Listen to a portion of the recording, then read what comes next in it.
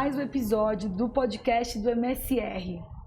Eu estou muito feliz, de novo, nesse lugar novo, porque o podcast ele tem o intuito de fazer com que as pessoas se vejam não por partes, e sim como um ser inteiro, uma pessoa por inteiro.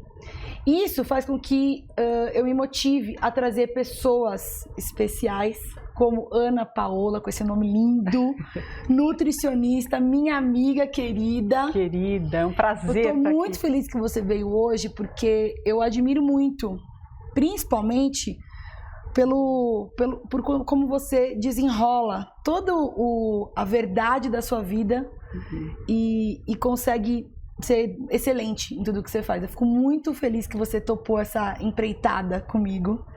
Ratas de congresso, nos conhecemos num congresso, que a gente gosta de estudar, né? Exatamente. Foi uma empatia, assim... De primeira. De primeira, exatamente. Estou muito feliz de estar aqui com você. Você sabe que eu tenho uma história interessante. Naquele dia do congresso, foi aquele dia que eu comprei uma plataforma que eu trabalho para o mundo online. Você acredita? Aquele congresso foi tão importante para mim, ele foi um marco. Que bacana, foi muito que bom bacana. Conhecer você.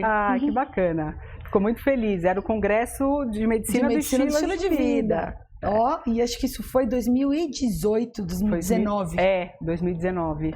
Que bacana. Aproveita e já conta um pouco essa paixão, nutrição e trabalho. Conta pra gente. Quem é a Ana Paola? Quem é, né? Eu vou contar um pouco da minha vida pessoal também, né? Sou casada com o Renato há 20 anos e tenho 2 filhos lindos, o Rafael, de 15, e Eduardo, de 11, que são as minhas cobaias, vamos dizer assim, na nutrição. É onde eu coloco a nutrição aí na prática.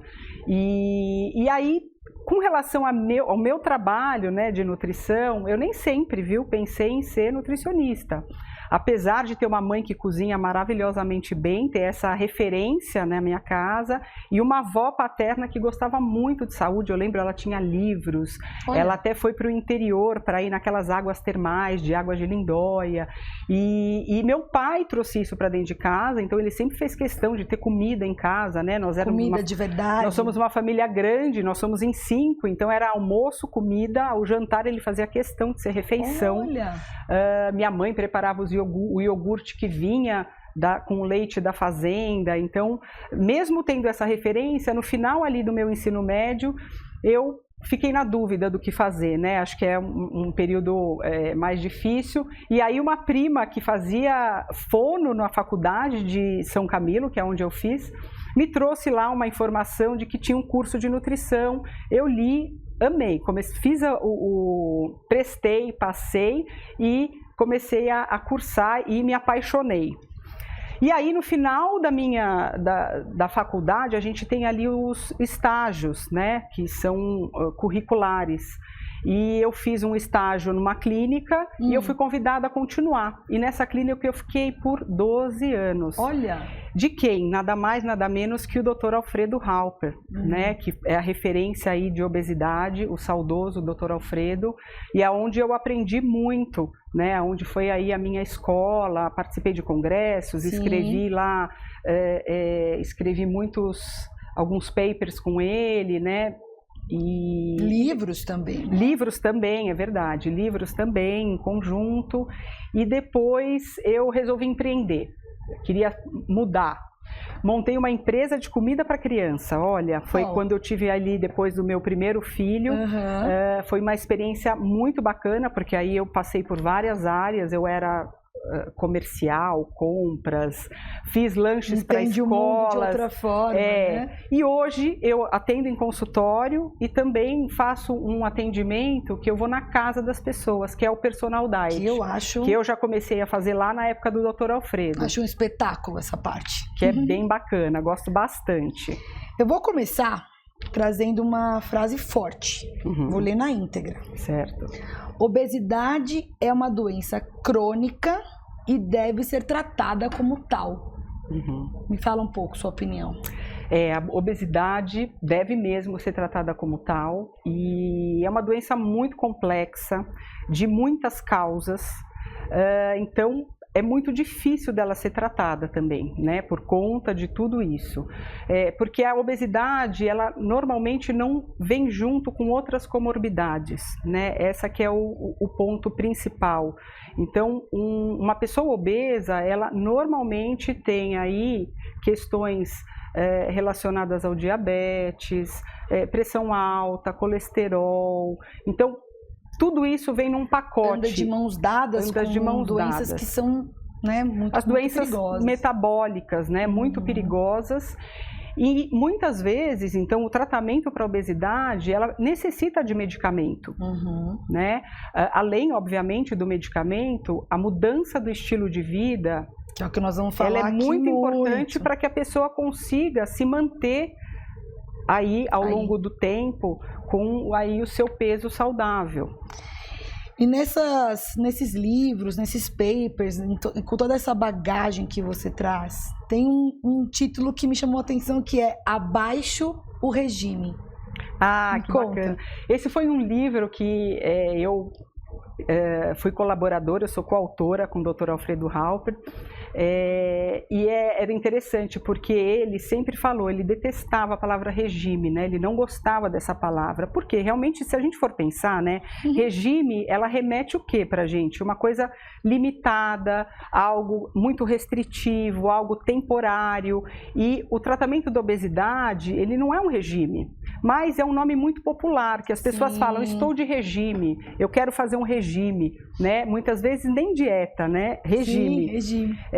Então, ele colocou esse título nesse livro justamente para mostrar que isso não é legal. E é um livro que ele mostra a metodologia que ele criou, que é o sistema de pontos que a gente fazia na época lá que a gente fazia no consultório, e ele que criou esse sistema. Olha, eu entrei para trabalhar com ele em 98, ele já tinha criado há mais de 25 anos, então foi no início da carreira dele. Então é um sistema onde permite que você coma de tudo, que é o que ele acreditava, e né, o que eu acredito, o que a gente vive, que todos os alimentos eles podem fazer parte de uma alimentação, né, desde que você controle ali a quantidade. Sim. Né? Então, o sistema de pontos, ele falava que ele pontuava o alimento de acordo com a caloria. E Ana, genética ou estilo de vida, que é essa expressão que a gente adora.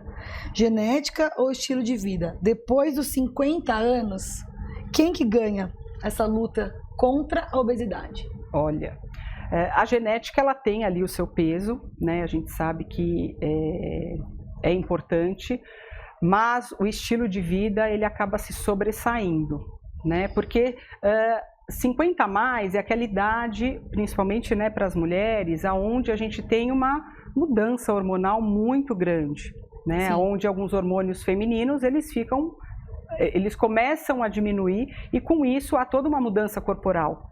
Né? Você sabe que sempre me incomodou esse ajuste, porque eu acho que a gente justificou muito tempo coisas com relação à saúde baseadas na genética.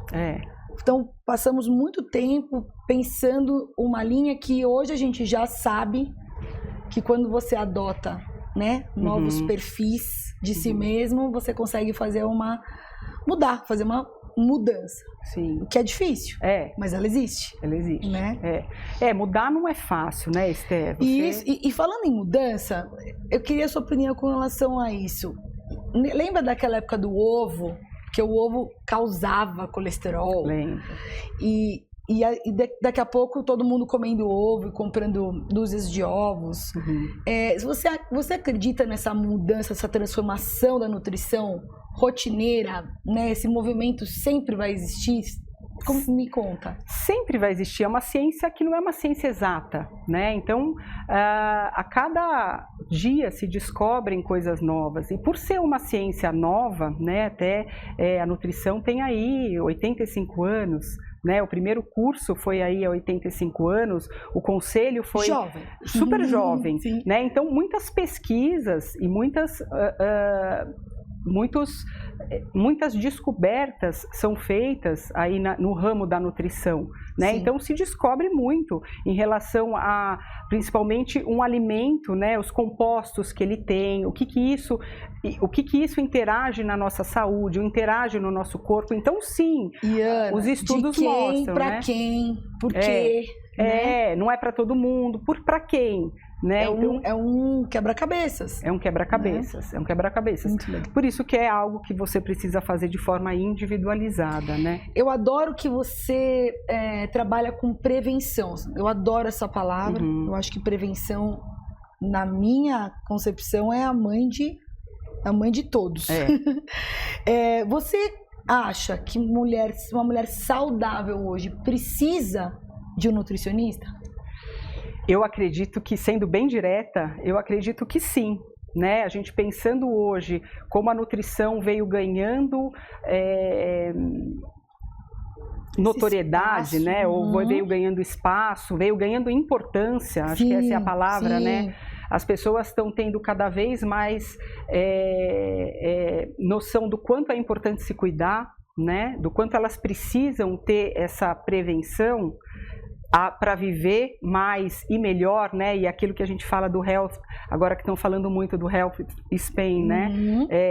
Viver mais ou viver melhor, né? Mas para você viver mais, você tem que. O importante é viver melhor e não viver mais. Então, sim, eu acho que a mulher precisa ter uma nutricionista para chamar de seu. Muito bom, muito bom. Falando na nutrição especificamente, no plano alimentar especificamente, tem algum erro que as pessoas cometem, assim, um maior erro? Olha, o que eu acho é quando as pessoas encaram um plano alimentar como um regime, que a gente estava dizendo, né? Como algo que traz uma restrição. Né? Passageiro. Que seja temporário, e passageiro, que tem começo e fim. Né? Mas um plano alimentar, quando você, pelo menos quando eu monto um plano alimentar para um paciente, e esse plano ele é individualizado para cada um, ele deve ser trabalhado e montado, que é o que eu faço, de mãos dadas com o paciente, em conjunto, de acordo com a vida dele, da rotina, o estilo de vida, né? Com a realidade, que seja mais próximo à realidade dele. Porque é lindo montar um plano alimentar perfeito, com, né, nutricionalmente lindo, equilibrado, mas a gente sabe que a pessoa precisa estar pronta naquele momento para fazer determinadas mudanças. E eu, como profissional, preciso perceber qual que é o momento que ela está de vida, né? E aquele olhar como um todo para a pessoa. E você acha que hoje em dia é mais fácil ou mais difícil fazer dieta? Olha, eu acho que é fácil e difícil. Por que que é difícil? Porque hoje a gente tem muita informação. Né? Hoje a gente tem muita informação e tem muita gente falando sobre alimentação, dieta, nutrição, e pessoas que nem sempre são pessoas que nem sempre têm esse conhecimento, né? Então, hoje em dia, mídia social, redes sociais, né? Então, Instagram, Facebook, TikTok, tá todo mundo falando de comida, alimentação. Sempre tem alguém dando uma dica ou outra, né? Que não são profissionais. Sim. Então, ficou difícil. Porque as pessoas ficam com muitas dúvidas. Gera dúvidas. E por que ficou fácil? Porque hoje você tem muitas opções, tanto de alimentos prontos, como de empresas bacanas, né? E aí claro que a gente falando da indústria, a gente fala dos alimentos ultraprocessados, a gente ouve muito isso, claro que tem isso, mas elas estão também se preocupando com esse novo olhar para o cliente, né? A profissão de quem leva a sério, né? Então eu vejo muito isso, as empresas estão realmente mudando a cultura com relação ao nutricionista, por Elas exemplo. Consultam nutricionistas para poder melhorar a qualidade dos seus produtos. Então, por esse lado, eu acho que tá mais fácil hoje. O grande tabu ainda é uma coisa chamada balança. Sim. Né? E você consegue pontuar para a gente qual exatamente seriam outras evoluções que as mulheres precisam ficar atentas? sem ficar pensando na balança? Olha, a balança ainda realmente é aquela preocupação, né? Em ver aquele número baixando, elas ficam muito felizes e muito preocupadas quando isso não acontece. Com certeza tem outros termômetros que elas conseguem ver nessa melhora. Além da melhora no seu corpo físico, né? Então você vendo as medidas que vão diminuindo, aquela roupa que ela cai melhor. Que é maravilhoso sentir uma roupa caindo melhor. Não é? Você diminuindo um número, aquela calça que estava no armário há tanto tempo, e aí você coloca e ela está servindo melhor, mesmo você não sabendo quanto que é o seu peso na balança. Como mudanças no seu dia a dia. Então você dorme melhor, você tem você consegue se movimentar melhor, você tem mais disposição para fazer exercício. Disposição para fazer exercício, né? Porque a vida tem muitos confrontos. Se você não está disposto a isso, fica muito mais complicado, fica muito mais carregado, né? Exatamente. Bom, nutricionista, adora cozinhar, posta sempre receitinhas muito interessantes no seu Instagram. Só que nem todo mundo gosta de cozinhar. Nem todo mundo sabe cozinhar. Sim. Eu tenho o privilégio, né? E é uma coisa muito interessante, porque eu tive que ressignificar isso na minha vida. Quando eu perdi o meu pai, que cozinhava pra mim, que era um momento nosso, a minha vida virou de ponta cabeças. Olha. Com relação à minha nutrição. Porque eu não sabia nem por onde começar. Sim. E eu talvez não queria começar, né? Sim. Foi uma mudança muito drástica. Sim. Conta um pouco desse programa do Personal Diet, que eu acho um espetáculo. O Personal Diet, ele veio logo no meu início lá da carreira, né, eu senti a necessidade que as pessoas tinham de implantar esse plano alimentar no seu dia a dia, dentro de casa, né? Como é que elas conseguiam fazer essa mudança na prática, né? A nutrição, quando a gente fala da comida, né? Porque a comida precisa ser gostosa para que a gente consiga seguir um plano alimentar a longo prazo, fazer mudanças, né? E conseguir manter essas mudanças. E aí eu fui para dentro da casa das pessoas e fiquei apaixonada por essa modalidade de atendimento. Nossa, muito então legal. Eu criei aí ao longo dos anos, então tem aí 15 anos que eu atendo nessa modalidade, e eu fui ajustando de acordo com de acordo com os pacientes, de acordo com o que eu via das necessidades da rotina. Então eu monto um programa aí para cada necessidade. Eu tenho famílias, desde famílias com filhos que precisam aí de um cardápio diferenciado, trazer novos sabores para as crianças, até pessoas que moram sozinhas e que precisam de uma ajuda para de repente montar uma marmita, montar marmitas para congelar ou mesmo para levar para o trabalho. Sim. Então são visitas na casa das pessoas, onde eu fico aí em torno de 1, 2 horas, e eu converso com quem prepara a comida, que muitas vezes é um funcionário ou não, ou é a própria pessoa que cozinha. Então eu trago, além dos cardápios, receitas, todo o planejamento e a orientação dentro de casa, até uma prática na cozinha, algumas técnicas de cozinha eu também ensino.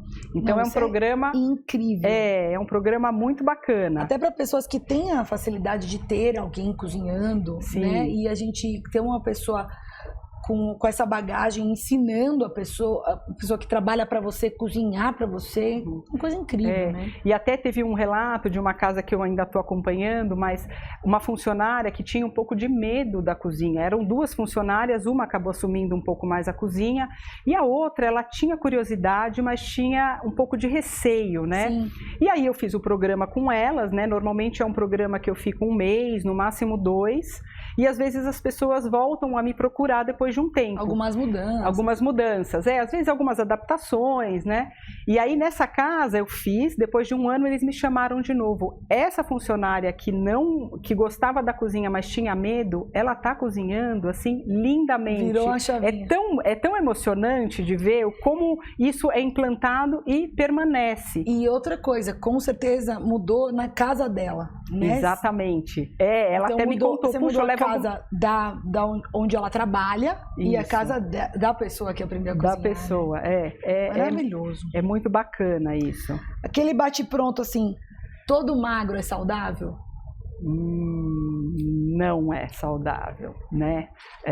O magro, ele, claro que a gente vê ele naquela silhueta toda, na estética magra, mas a gente precisa entender como é que está esse metabolismo, né? A gente tem que entender por trás disso tudo, como é que ele está. Muitos magros, às vezes, têm os exames como uma pessoa obesa, né?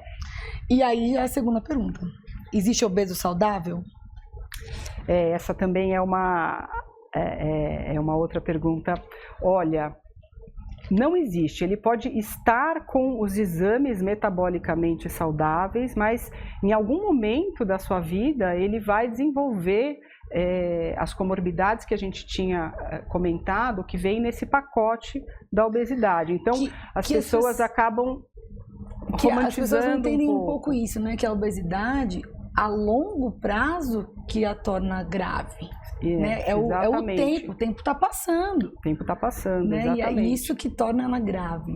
Exatamente. Né? E a obesidade, ela tem uma questão muito interessante, que você, né, você precisa acolher essa pessoa, porque a gente sabe que é uma situação difícil, e ao mesmo tempo você tem que despertar o interesse dela mudar algumas atitudes. Exatamente. O que também é muito difícil, a realidade, encarar a realidade. Né? É muito difícil. Então, ao mesmo tempo que você tem que ser acolhedora, você tem que ser firme e mostrar para ela que isso tem consequências, né, a longo prazo. Se ela se manter daquele, né, naquele estado, ela vai ser a longo prazo muito prejudicada, sofrer. Ana, eu ando preocupada com a criança obesa.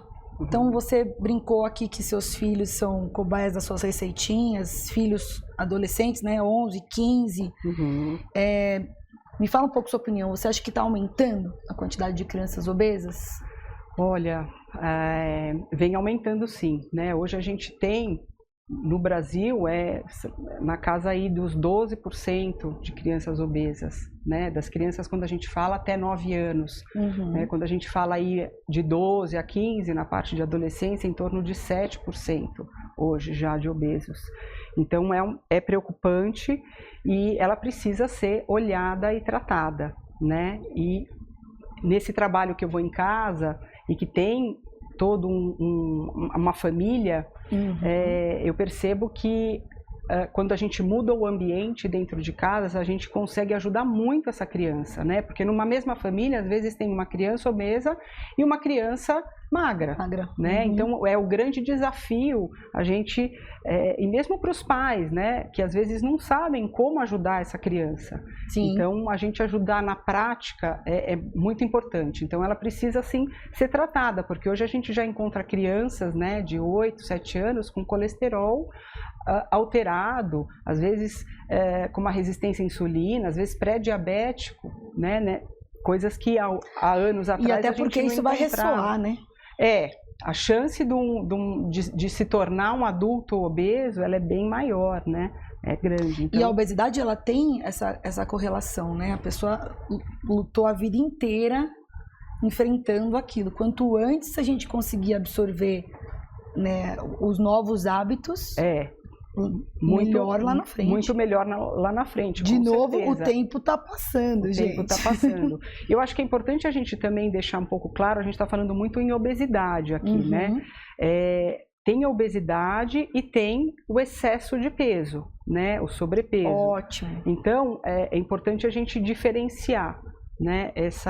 A obesidade, ela já é crônica, ela tem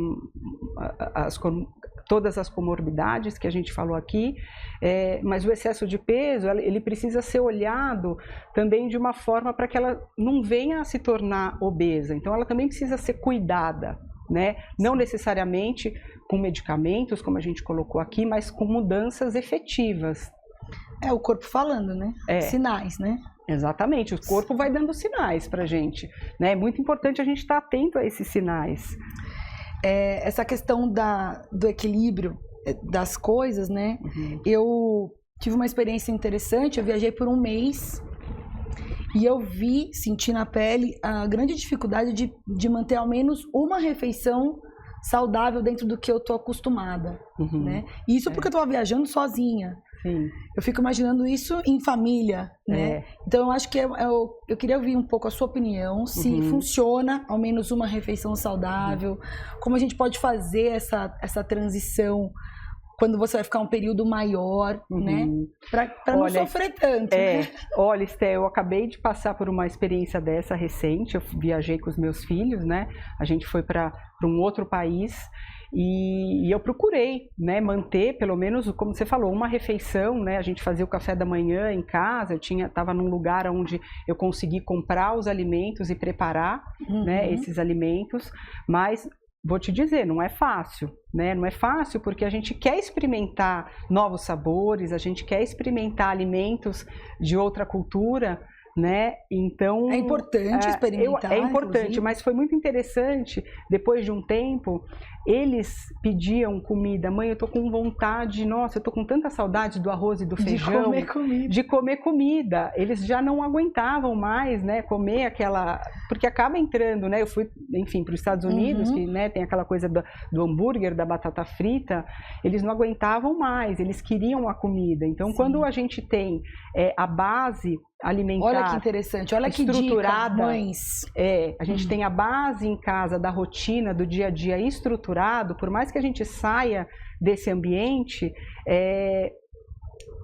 as crianças elas vão querer voltar para aquela rotina, elas vão dar essa preferência. Sim. O corpo ele já os hábitos eles já se enraizaram, né? Quando você tem essa mudança aí desde pequena ou essa orientação desde pequeno, né?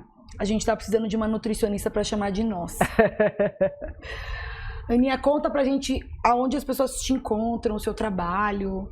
Olha, eu acho que o Instagram, né, lá tem todas as informações, então é o @AnaPaolaNutri.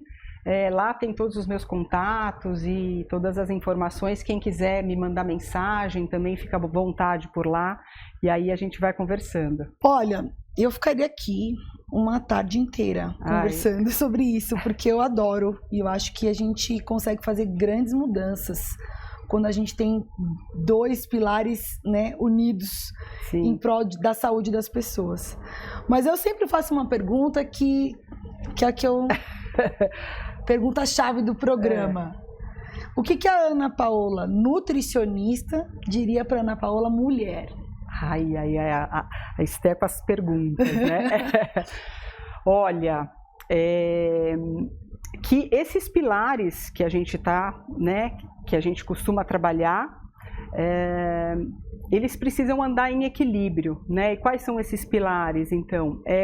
A constância aí num movimento, na atividade física, um equilíbrio da alimentação, um equilíbrio emocional, né? Então, esses 3 pilares são bem importantes. Então, se acolha e vamos tentar fazer um equilíbrio desses 3 pilares para a gente continuar, para a gente continuar andando. Muito bom. Afinal de contas, existe beleza em todos os corpos, né, Ana? Sim. Existe beleza em todos os corpos, mas a gente precisa sempre se conhecer. A gente precisa ouvir o nosso corpo, para que a gente consiga, sim, dar passos em relação a esse equilíbrio, né? Eu diria isso. Exatamente. Olha, estou muito feliz que você veio, porque eu acredito muito nessa empreitada aí de mudanças de estilo de vida, né? Exatamente. Aí muitos pratinhos eu amei. E é muito importante uma mulher de verdade aqui, casada, filhos, profissional, que está no Instagram, nas redes sociais, mostrando uma verdade. Então, Busquem pessoas, mulheres, profissionais que estão de verdade fazendo as coisas acontecerem de verdade. De verdade, exatamente. Né? Obrigada, eu adorei. Mesmo. Foi ótimo esse bate-papo.